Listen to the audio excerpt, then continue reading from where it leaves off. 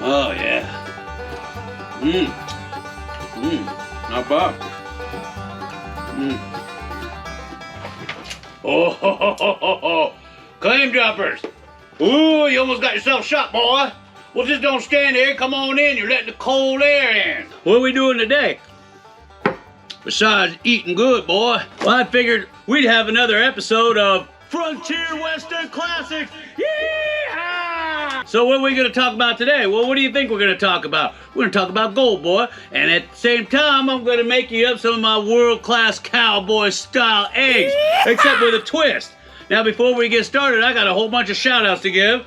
So hold on while I whip this out. First things first, I'm going to go over this book I'm reading. It's called Drills and Mills.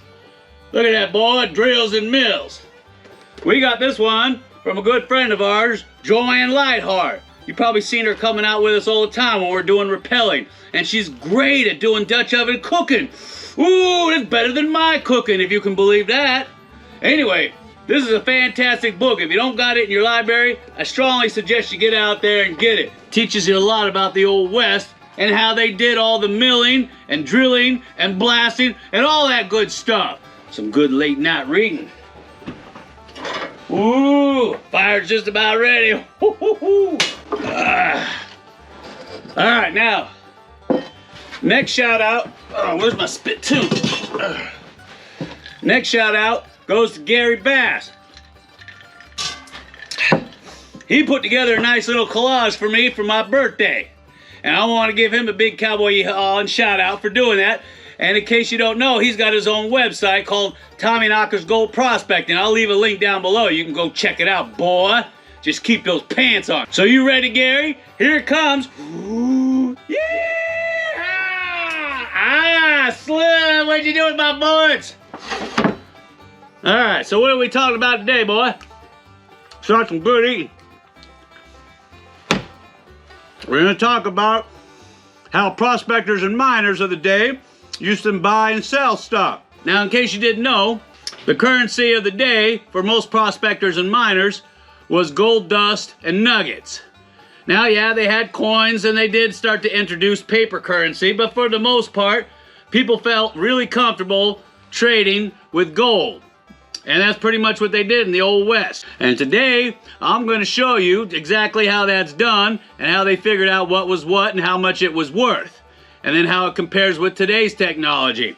But before I do that, boy, we're going to get on to cooking. You know, I was thinking about starting a new channel called Ask Chef Williams.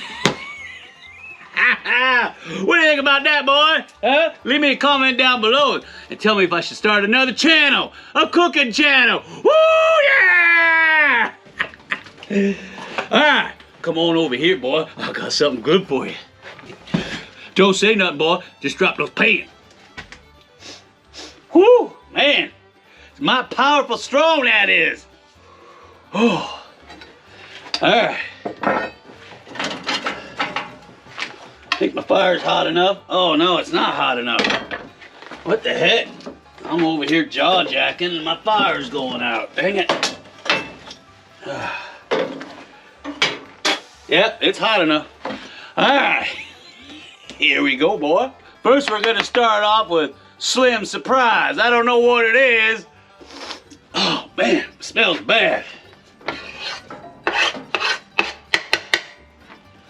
All right, next, you're gonna need some beans.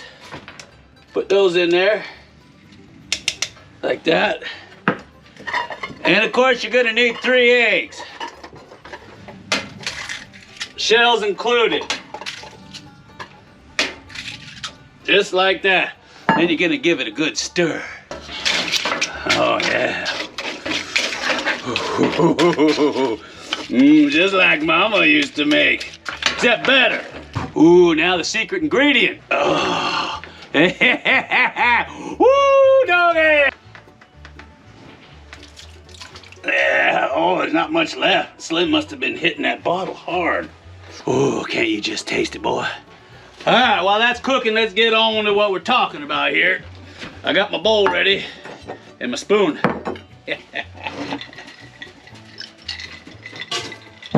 Now, in the Old West, prospectors and miners when they usually came to town every month to buy provisions, or maybe just to kick up their heels, they would bring in the gold that they found, and they'd use that as money, because back then gold was money, and it should still be money, but that's another conversation. Anyway, so they'd bring in their dust and their nuggets, whatever they found, and then they'd use that to buy whiskey, women, and do a little poker playing. Well, you probably wonder, okay, how exactly does that work? Well, come here, boy, I'm going to show you how that works. Now, most prospectors and miners would keep their gold in a little leather pouch like this. You see me wearing this all the time. It's called a poke. And that way, it's like a little change purse. They'd wear it around their neck or on their belt. And that way, they had a safe place to put their gold dust or their nuggets in, and they could cinch it up and wear it around their neck or on their belt. And then when it came to time to pay something, they'd open this thing up, and say, for instance, they went into the saloon. Now, in the saloon, you get a drink. Usually, you get 2 shot glasses for a pinch of gold. So they'd go in there and they'd get a pinch of gold out, and they'd put it down on the table, and they'd get 2 little shot glasses of whiskey. Now, if they had a teaspoonful of gold, that was worth about $16 in 1880 prices. Remember, gold's about $20 an ounce. And if they had a wine glass full, that was worth about $100. Now, most shopkeepers and bartenders, and sometimes the miners, would carry around a small hand scale like this. That way they know exactly what they got, because there was always people out there trying to con them with fake gold or gold painted rocks or pyrite. Well, because of gold specific gravity, you would know what you had if you had a scale. Now, this is a slim scale right here. It's a small pocket scale. You see that? You see it, boy? And you could carry this thing around with you. It'd be easy to get out, hold, and you'd know what you got. Well, the first thing you want to do when you get one of these out is you want to make sure, like you do on a digital scale, you want to tear it out. You want to make sure that it's balanced. Now, on these scales, you'll see a little pointer in the middle. When it's empty, that pointer should be sitting in the middle. That's how you know it's calibrated right. You see that? You see it, boy? All right, so knowing that that's calibrated in the middle, you're ready to weigh up. Most scales will have little weights that come with them, because that way when you put gold in one side, you can put weights on the other. Those weights are calibrated from the manufacturer. Now, also keep in mind, back then, they mostly measured their gold in penny weight. Today we measure it in grams and troy ounces, but back then it was penny weight. And 20 penny weight equals a troy ounce. Remember, there's regular ounces and then there's troy ounces. Troy ounces is used for precious metals. 31.1 grams, boy. Now, in case it weighed in between an even number of penny weight, they have what's called grains. And there's 24 grains in a penny weight. So it's kind of like 31 grams in a troy ounce, 31.1. And that's how they measured it back then. And I'm gonna show you how they did that. But before I do, you better smash that like button, boy. Smash it hard! Oh, I almost forgot about my eggs. Ooh, they're getting there, look at that. Just about ready, boy. Just like Mama used to make. Good, fire's going good. All right, get in here, boy. Here's one of the nuggets that we just dug up out of Slim's drift mine. It's a beauty. Now, in the old days, you'd always see prospectors, they'd take a bite out of it to make sure it was gold. Gold's really soft, it's malleable. So if you bit into it, it would leave a dent. And that's how the old timers back in the day would know if that was really gold or a fake piece of gold or a piece of pyrite. Because gold will bend if you bite into it, because it's real soft. I've got a regular digital scale here, and of course I got Slim's scale, and we're gonna compare the two so you can understand. If I got a nugget and I wanna know how much it weighs, or maybe somebody's coming to me and wants to buy something off me and they got a nugget, or I wanna sell it. I wanna know how much this little monkey weighs, because that'll tell me how much it's worth. So, I'm gonna get my trusty dusty scale out, just like this. Now, there's little grips on the top here for you to hold your fingers so you can hold it steady like this. But for today's demonstration, I'm gonna hold it up nice and real steady like with something else. You wanna see what that looks like, boy? It looks like this, boy. All right, let's get this thing set up. Now you just wait for it to finish doing its thing and balancing out. What you're doing is you're looking to see that that bar, that little pointer, the indicator, is right in the middle. You see that? All right, now we can weigh it up. All right, there's Slim Nugget right there. Put him in there.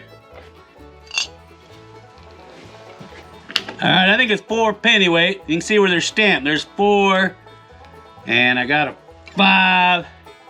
See that? Now, if you can't count, there's dots on the back. See that? 5 little dots. All right. I'm gonna put 4 in there and see what that does. Now that's real close, so I'm gonna put in 5 grains.